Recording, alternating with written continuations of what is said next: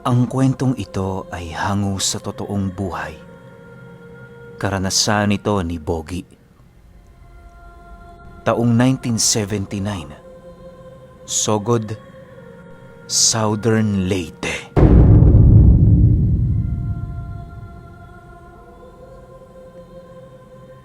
Itong mga panahong ito, kasalukuyang may negosyong maisan itong pamilya ni Bogie. Bagaman malaki ang kanilang negosyo, hindi nila maipagkakaila na meron pa rin silang karibal kahit papaano. Para kay Bogie, itinuturing niyang isang kaaway ang kalaban niya sa negosyo, lalo pat lahat ng kanilang maisip na pakulo, ginagaya nito. Kapag magtatayo sila noon ng sari-saring tindahan, magtatayo din ito. Malayo naman ang lugar ng kalaban niyang yon, kaya hindi talaga masasabing sila ang naglalaban pagdating sa ganoong larangan ng negosyo.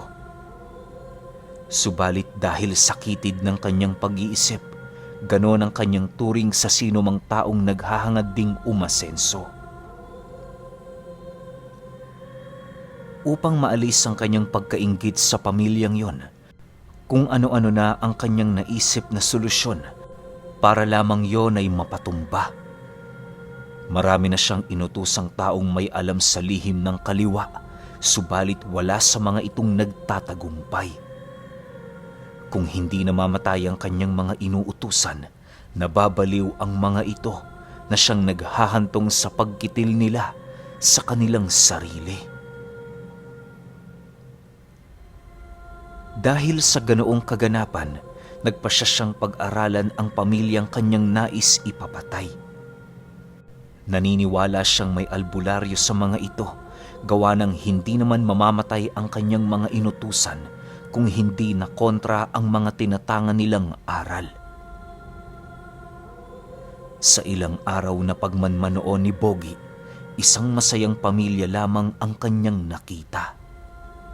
Ni katiting na palatandaang may albularyo sa tahanang yon, wala siyang natuklasan. Isang hapon, habang naglalakad siya sa harapang tindahan ng mga ito, tinawag siya ng lalaking padre de pamilya ng tahanang pilit niyang ipinapatumba. Alam ni Bogie na kilala siya ng taong yon dahil sa lawak ng nasasakupan ng kanyang negosyo. Sa pagdating niya sa harapang bahagi ng bahay nito, nasipat niya yung dali-daling lumabas ng pinto habang nagwiwika ng, "Ginoong Bogie, saan ho ang punta ninyo?" Nang marinig niya ang sinabi nito, nginitian lang naman niya ang lalaking yon habang nananatiling walang imik. Maya-maya pa, sumagot naman siya sa sinabi nito ng, "Wala naman, naglalakad-lakad lang. Alam mo naman, maghapon tayong nakaupo. Kinakailangan din nating mag-ehersisyo paminsan-minsan."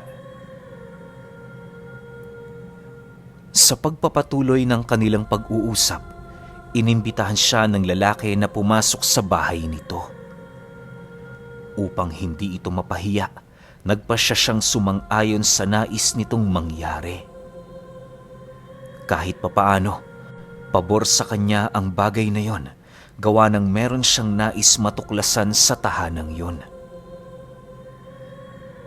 Sa pagpasok nila sa loob, bumungad sa kanya ang napakaaliwalas nitong tahanan na halos hindi niya madalas makita sa bawat bahay na kanyang napupuntahan. Habang umiikot ang kanyang paningin, tanging pagkamangha at inggit ang kanyang nadarama. Ilang minuto pa ang lumipas, nagpasya na siyang magdahilan sa lalaking yon, gawa ng maggagabi na. Bukod sa walang mag-aasikaso sa bahay nila, meron siyang hinihintay na mga panauhin. Nang marinig naman ito ang kanyang dahilan, hindi naman ito nag-alangang siya ay samahan papalabas ng bahay. "Ginoong Bogie, sa susunod mong pagbisita dito, maghahanda na ako ng pagkain. Mag-iingat ho kayo ha, hanggang sa muli nating pagkikita." Wika ng lalaki. Sige, asahan mo bibisita din ako sa iyo dito kapag may panahon ako. Maraming salamat sa oras mo. Sagot naman niya rito. Matapos ang kanilang pag-uusap, dali-dali na siyang naglakad pabalik sa kanilang tahanan. Hindi pa man siya nakakarating sa lugar, sinalubong na siya ng iilan niyang tauhang tapos na sa pagtatanim ng mga mais. Agad naman niya yung pinayagang umuwi sa kadahilan ng labis-labis na ang kanyang pagmamadali. Maya-maya pa, bumungad sa bakuran ng bahay nila ang 3 panauhing kinakalaro ng 2 niyang anak. Alam niyang yon ang mga panauhing kanyang tinawag kung kaya't hindi na siya nag-alangang papasukin yon sa kanyang silid. Nang magkaroon na sila ng formal na lugar para sa pagpupulong, doon niya inilahad ang kanyang napakasamang binabalak. Masisiguro ko ba yung kapasidad ng kakayahan ninyo? Kung kaya niyong patayin ang ipapapatay ko, titriplehin ko ang bayad. Sa ngayon, ang kinakailangan ko sa inyo ay kasiguraduhan. Seryosong wika ni Bogie sa mga ito. Iba kami sa mga dati mo nakausap. Sa amin, bayad muna bago gawa. Huwag ka mag-alala. Mapapatay namin yung ipinapapatay mo. Wala kang ibang gagawin kundi ang maupo at maglabas ng pera para sa amin. Ayos ba yun? Kapag nagkasundo tayo ngayon, gagalaw kami bukas. Sagot naman ng pinakamatanda sa 3. Matapos niyang marinig ang sinabi nito, agad naman niyang inutusan ng kanyang asawa na kumuha ng pera. Lahat ng naipon nila sa loob ng 1 buwan ay ibinigay niya sa matanda, masiguro lamang na mapapabagsak nito ang taong kanyang kinaiinggitan. Ayon kay Bogie, na ang 3 panauhing kausap niya noong mga oras na yon ay eksperto sa paggamit ng aral sa kaliwa. Ang 2 kasama ng matanda, purong mambabarang, habang ang matanda mismo, kalahating aswang at mangkukulam. Alam niyang makakaya ng mga itong puksain ng taong kanyang kinagagalitan, gawa ng minsan lang siyang makatagpo ng mga ganoong nilalang na merong pambihirang kakayahan. Bago niya ibigay ang lahat ng kabayaran para sa trabaho ng mga ito, gumawa siya ng isang pagsubok para sa 3. Upang makita niya ang kahusayan nito sa paggamit ng kanilang mga kakayahan, inutusan niya ditong hanapin at patayin ang pinakapabaya sa kanyang mga trabahador. Nang marinig ito ng matanda, walang pagdadalawang isip naman itong lumapit sa kanya habang maiging inaamoy ang kanyang damit. Hinayaan lang naman niya ito, gawa ng nasisiguro niyang yon ang pamamaraan ng mga nilalang. Matapos itong gawin ng matanda, seryoso naman yung tumitig sa kanya habang nagtatanong ng, Kilala ko na siya. Ngayon tatanungin ulit kita. Sigurado ka bang ipapapatay mo siya? Ang tinutukoy mong trabahador, isa din siya sa pinakamasipag mong tauhan sa maisan. Dahil sa sinabi nito, tila ba hindi maiwasang mag-alangan ni Bogie na ipapatay ang kanyang tauhan. Ngunit gayon pa man, hindi na niya maaari pang talikuran ang una niyang sinabi sa kadahilan ng meron siyang paninindigan. Mas papabor din yun sa kanya para malaman niya kung totoo ba ang sinasabi ng matanda o pawang salita lamang ito. Matapos niyang sumang-ayon sa kumpirmasyon ng matanda, dali-dali naman yung tumalikod sa kanya. Paglabas nito ng silid, pinili niya pa yung sundan pero sa hindi malamang dahilan, wala na siyang nakita. Nagtanong pa siya sa kanyang mga anak kung saan tumungo ang 3, subalit maging ito man ay walang kaide-ideya. Sa paglalim ng gabi, wala siyang ibang ginawa kundi ang maghintay. Kahit labis na ang pagkaantok na kanyang nararamdaman, pinipilit niya yung labanan sa pamamagitan ng pagkape.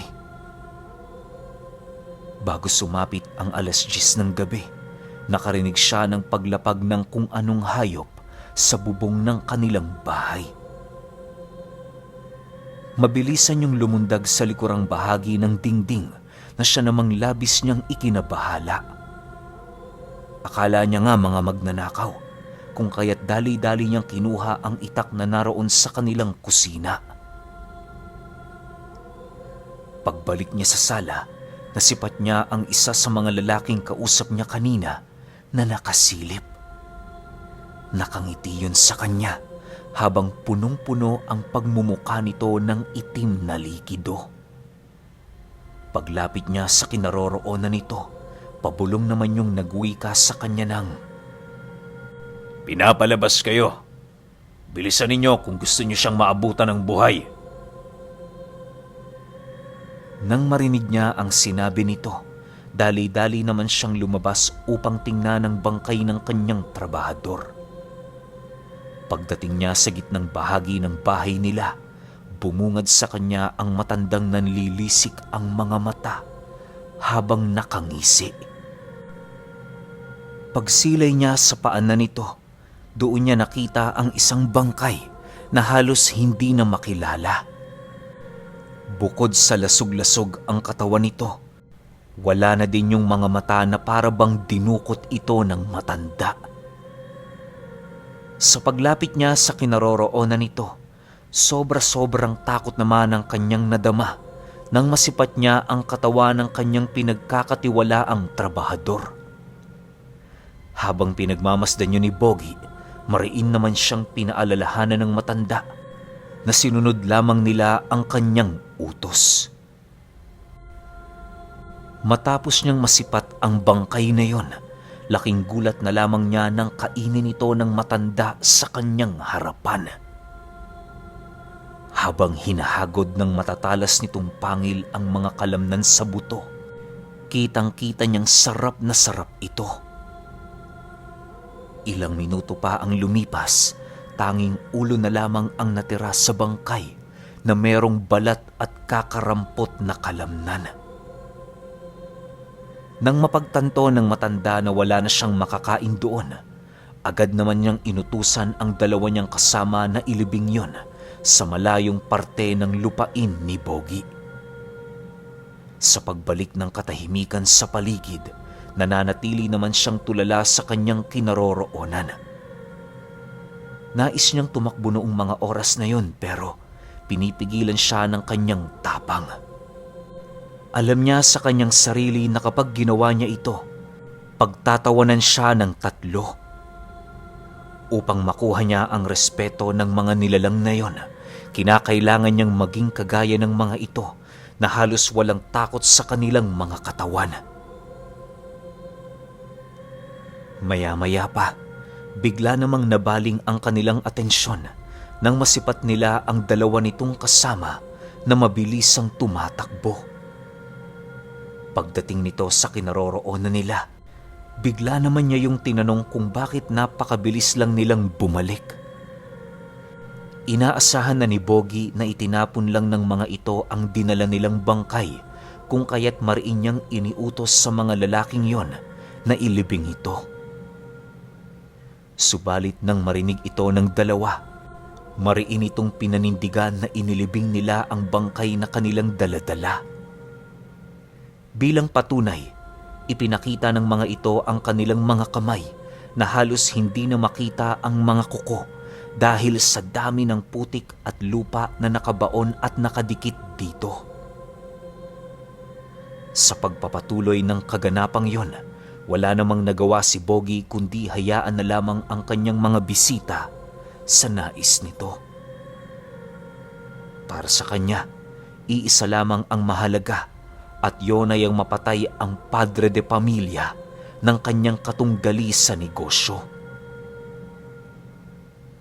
Upang sigurado ang kanilang gagawing hakbang, nagpasya siyang wag na munang pamanmana ng bahay ng taong kanyang kinagagalitan. Ang ginawa niya, alamin ang gagawin ng mga napag-utusan niya bago niya yun payagan sa kanilang mga plano.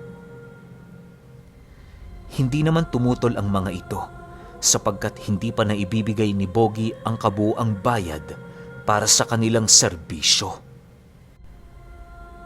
Sa pagpasok nila sa loob ng bahay, mariin siyang pinaalalahanan ng matanda ukol sa pagiging mainipi ng ulo nito.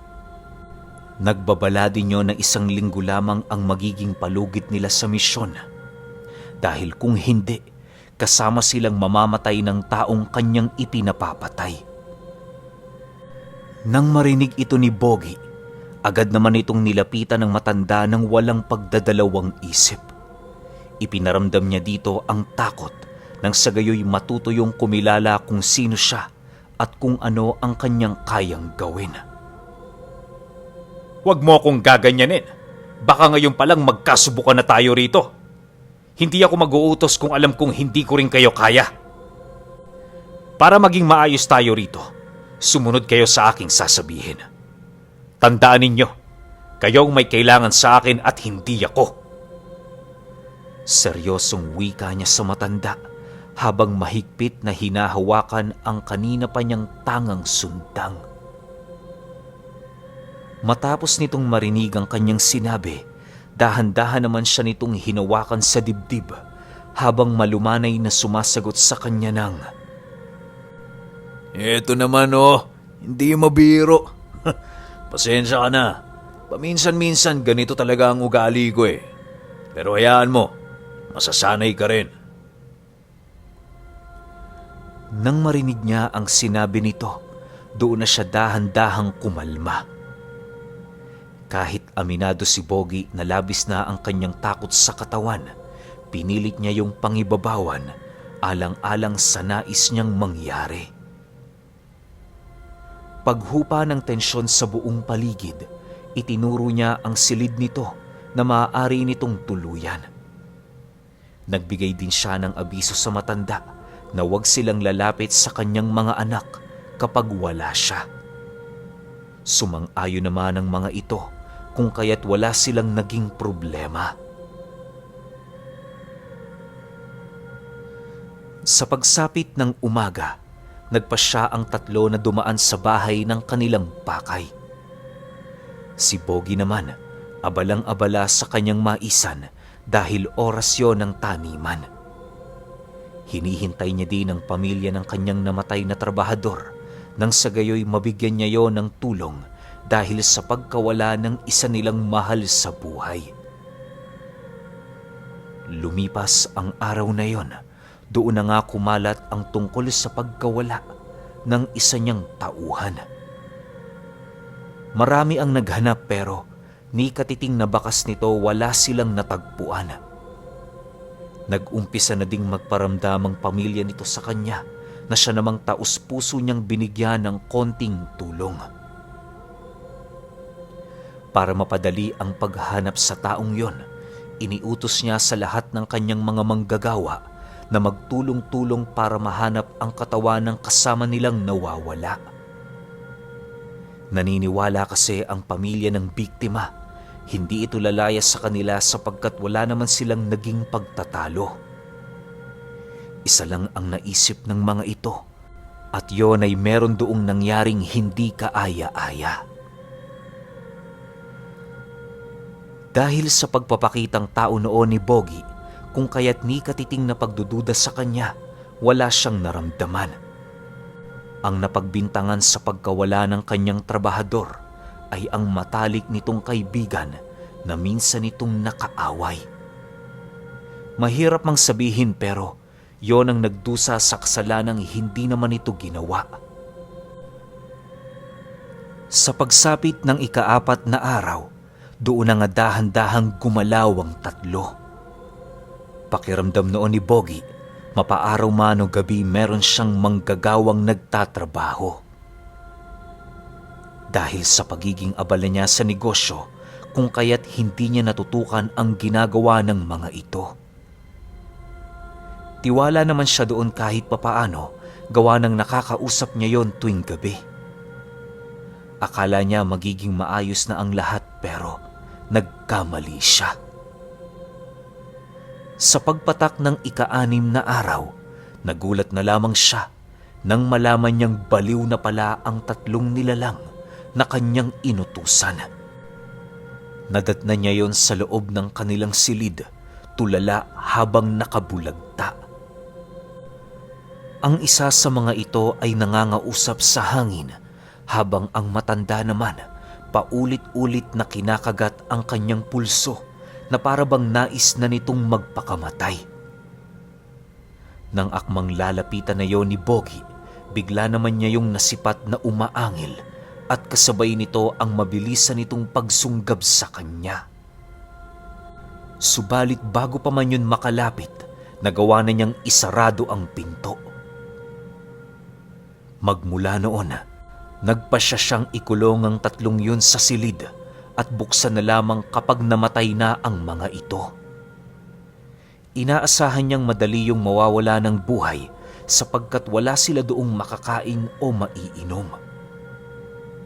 Sa loob ng 1 buwan, paulit-ulit itong sinisilip ni Bogie sa pag-asang patay na ang mga ito.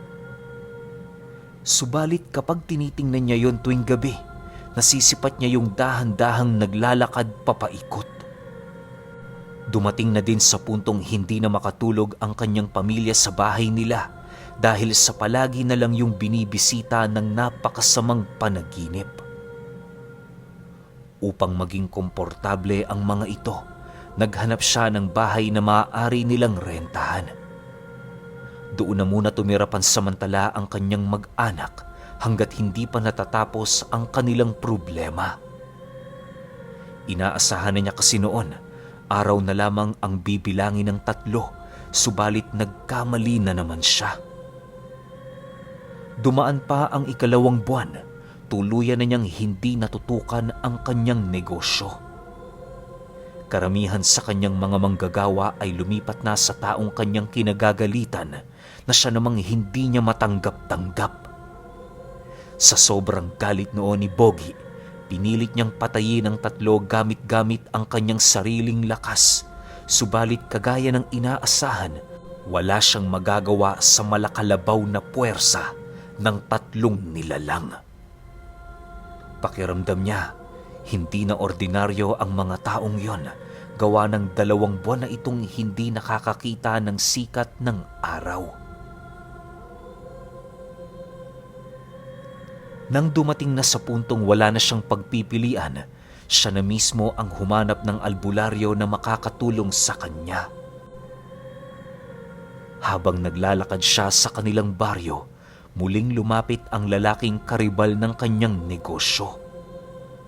Akmang sasapakin na sana yun ni Bogie pero nagawa nitong mahawakan ang kanyang kamay. Alisin mo ang iyong galit, Bogie. Marami pang paraan para makabawi. Siguro ginawa ito ng Diyos sa iyo para magising ka sa iyong masamang panaginip. Tandaan mo, hindi lahat ng bagay nakukuha sa daas at panlalamang sa kapwa. Paminsan-minsan dumarating lang ito sa atin dahil sa mga mabuti nating nagawa. Wika ng lalaki. Matapos nitong makapagsalita, dumukot yon ng isang maliit na santo sa bulsa at dahan-dahan yung inilapat sa noo niya. Maniwala kayo o hindi, paglapat ng santong yun sa balat ni Bogie, bigla siyang nakaramdam ng kapayapaan sa sarili. Halos tumulo na lamang noon ang kanyang luha nang mapagtanto niya kung gaano na ba siya kasama. Sa pagpapatuloy ng kanilang pag-uusap, doon niya napagtanto na matagal na palang alam ng lalaking yon ang kanyang ginagawa. Hindi naman siya nito pinapatulan sa kadahilanang nakaangkla ang pananampalataya nito sa ebanghelyo ng Ama. Ayon sa lalaki, ang kanyang pakikipagbaka ay hindi sa laman, bagkus ay sa kaluluwa. Kung patayan lang ang nais niya, kayang-kaya niyang makipagsabayan sa mga nilalang na yon, subalit hindi niya ito ginagawa. Dagdag pa nito na ang santong minsan nitong ipinakita sa kanya ang pinakamatibay nitong depensa laban sa mga nilalang na kanyang inuutusan. Mariinding inilahad ng lalaki, hindi yun ang sukatan ng kanyang lakas sapagkat ang abilidad na kanyang ipinamalas ay nanggagaling sa kanyang puso at pananampalataya. Marami na ding sumubok sa kanyang magpabagsak pero sa kabutihang palad, wala pang nagtagumpay. Maging ang mga malalakas na inutusan noon ni Bogie ay walang kalaban-laban sa kanya. Gawa ng direktang kinakaharap nito ang Panginoon.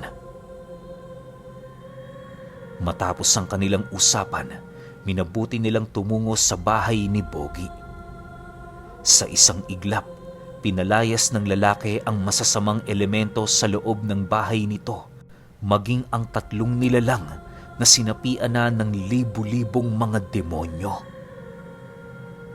Nang malinis na niya ang kabuuan ng bahay, muli niyang tinanong si Bogie kung ano na ang kanyang gagawin sa buhay.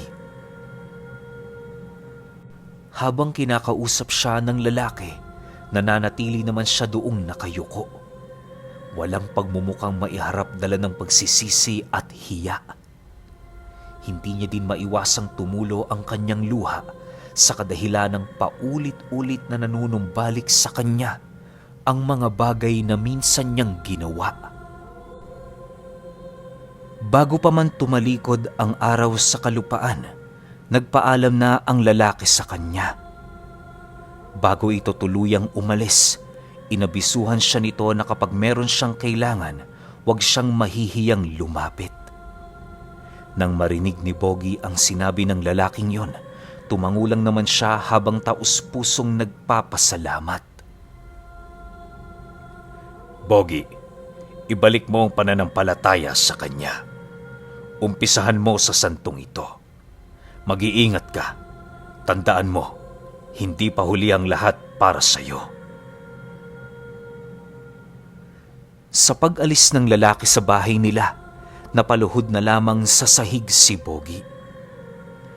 Ilang minuto pa ang lumipas, nasipat niya ang kanyang pamilyang naglalakad papasok ng bahay nila. Kahit walang-wala na sila noon, minabuti niyang magpasalamat dahil sa panibagong buhay na ibinigay sa kanya ng Ama. Lumipas pa ang napakaraming taon. Namuhay ng simple ang kanyang pamilya.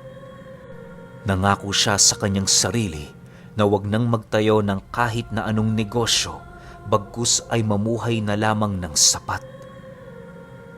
Ikinatuwa naman yon ng kanyang asawa, gawa ng yon ang unang pagkakataon na makita siya nitong hindi na mukhang pera. At ang lahat ng magagandang bagay na nangyayari sa kanyang pamilya ay labis niyang ipinagpasalamat sa Ama at sa taong nagbigay sa kanya ng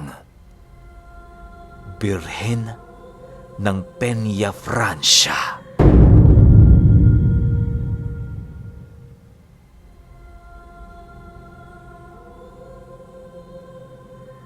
Okay, opinyon ko sa kwento.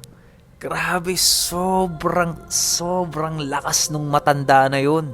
Yung tinuturing ni Bogie na kakompetensya niya sa negosyo pero hindi naman talaga.